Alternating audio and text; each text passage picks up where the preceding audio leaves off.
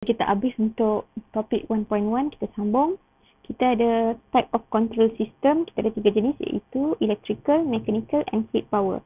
Fluid power terbahagi kepada 2 iaitu pneumatic and hydraulic yang telah awak belajar semester lepas.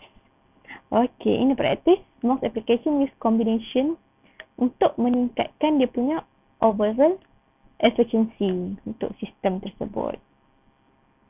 Okay, untuk mechanical is an energy of motion. Untuk dia bergerak, kalau benda yang bergerak tu guna mechanical. But when done in certain time, work done in certain time akan dinamakan sebagai mechanical power.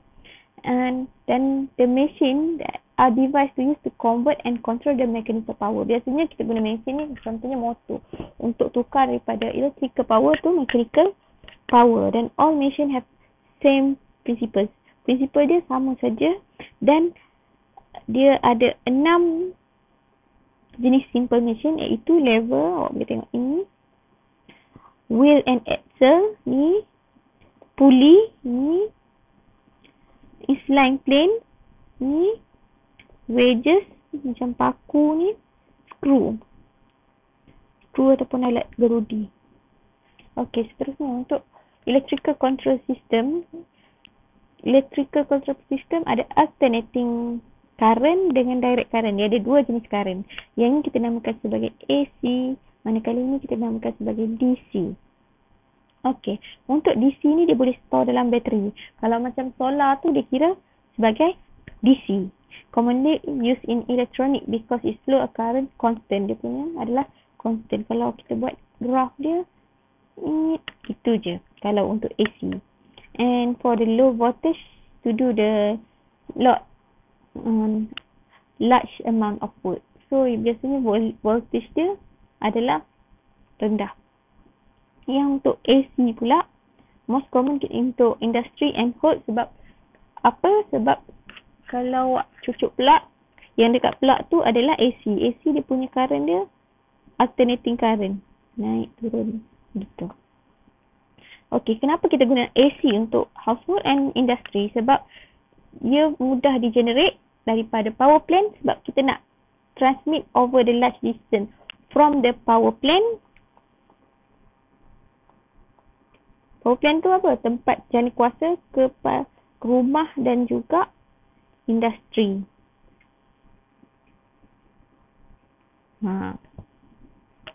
And then so untuk mengelakkan banyak energi, kita guna AC sebab AC kita boleh adjust dia punya voltan, nak turun, nak tinggi untuk hantar menggunakan transformer. Untuk DC kita tak boleh guna transformer ya. Okey, seterusnya AC ni dia ada 2 jenis iaitu single phase ataupun yang voltan yang lagi tinggi iaitu 3 phase. Kalau kita nak pasang aircon kat rumah, kita kena pasang AC yang ada 3 phase. Okey, seterusnya electrical control system. Dia ada 4 kategori iaitu light, motion, heat and communication. So, electrical energy ni convert to macam-macam jenis energy. So, contohnya lampu. Lampu ni daripada elektrik kita convert kepada radiant. Radiant ni cahaya lah tadi, light ni. And then lampu tu panas kan, yang tu namanya heat. Pada electrical motor, kalau electric motor kita daripada elektrik dia tukar kepada motion, rotational motion, like a drill. Okay, seterusnya solenoid. Solenoid ni boleh tukar electrical energy into linear motion. Biasa kalau motor bagi elektrik dia akan berpusing. Tapi kalau kita nak buat garis macam bergerak naik atas turun bawah ke apa, kita guna solenoid.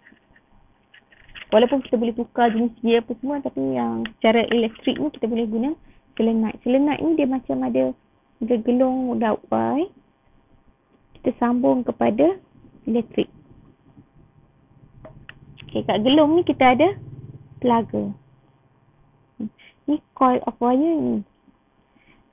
Movable plugger core ni yang ni. So, bila kita kenakan elektrik dekat sini, kena elektrik, kat sini lalu elektrik, benda ni akan, Bila elektrik lalu sini, dia akan ada electromagnetic force kat sini. Bila ada electromagnetic force, awak tahu magnet fungsi dia apa? Magnet fungsi dia adalah menarik dan menolak kan. Kalau dia sama kutub, dia tolak. Kalau dia berlainan kutub, dia tarik. S dengan U, selatan dan utara dia akan tarik. Kalau S dengan S dia akan tolak. So, menyebabkan benda ni boleh bergerak. Naik, dia tarik, tolak sebab dia ada elektrik. Dia jadi elektromagnetik. Wire ni, coil wire ni akan jadi elektromagnetik, dia akan menolak plugger ni. So, sebab tu kat sini dia tulis, when electric go through the wire, it produce magnetic force pada coil ni, dan dia akan menolak atau menarik dia punya plugger ni, in and out. Dia boleh bergerak ke kanan atau ke kiri coil tersebut. Okey, contoh yang digunakan adalah power door locks. Okey, seterusnya pneumatic system ni dia tak macam hydraulic system. Dia tak seal fluid tu. And dia use power, dia punya air pass through the pneumatic device and then under the high pressure and then escape outside the device. Dia tak simpan dalam tu, dia ambil, dia compress, lepas tu dia guna, lepas tu dia bawa keluar balik.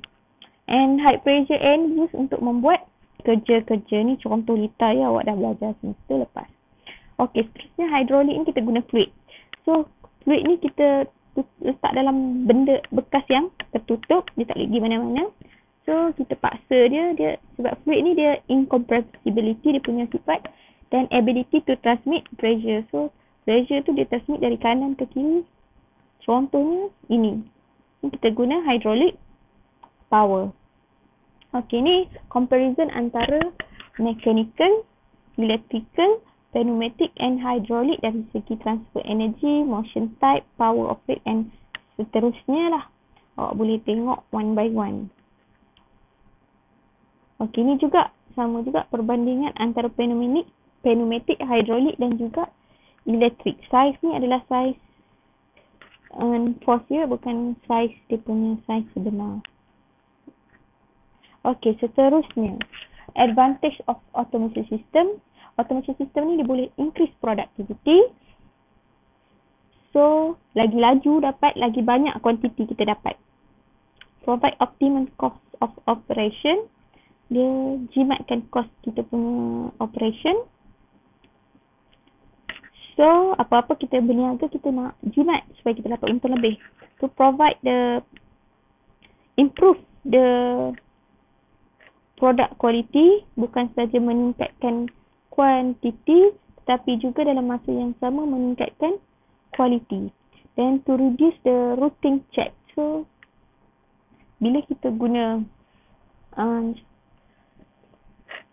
automation, kita tak perlu routine check sebab kalau kita guna tenaga manusia secara manual, dia punya kerja tu tak konsisten.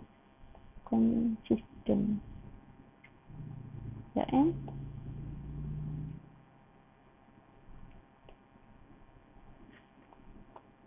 Okay, susah nak tulis. Tapi kalau kita guna mesin, dia akan jadi lebih konsisten. Tu untuk meningkatkan level of safety pun, bila mesin yang buat, so selamat, lebih orang kawal dari jauh. So seterusnya disadvantage of the automation system. Satu, dia punya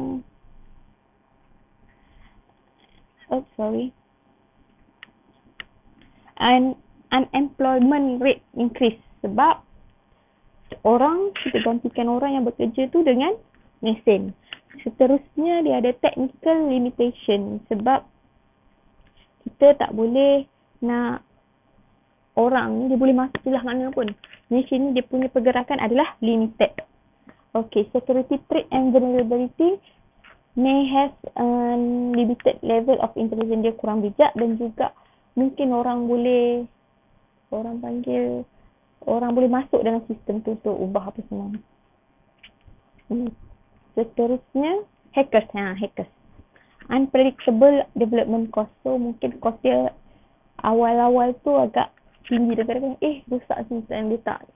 Kurang predict. Kalau untuk kita guna pekerja ni kita boleh setkan dah cost dia berapa sebab kita nak bagi gaji dia berapa. Yang ni kita tak tahu harga dia asalnya. And the high initial cost sebab kita nak beli sistem tu, so dia ambil cost yang tinggi nak beli sistem ni. Kalau macam guna pekerja, kita bayar gaji bulan-bulan, dia initial dia cost dia tak tinggi sebab kita bayar bulan-bulan. Yang ni high nak beli mesin tu yang tinggi. Okay, itu saja untuk topik 1.1. Kita jumpa lagi di topik 1.2. Sekian, terima kasih.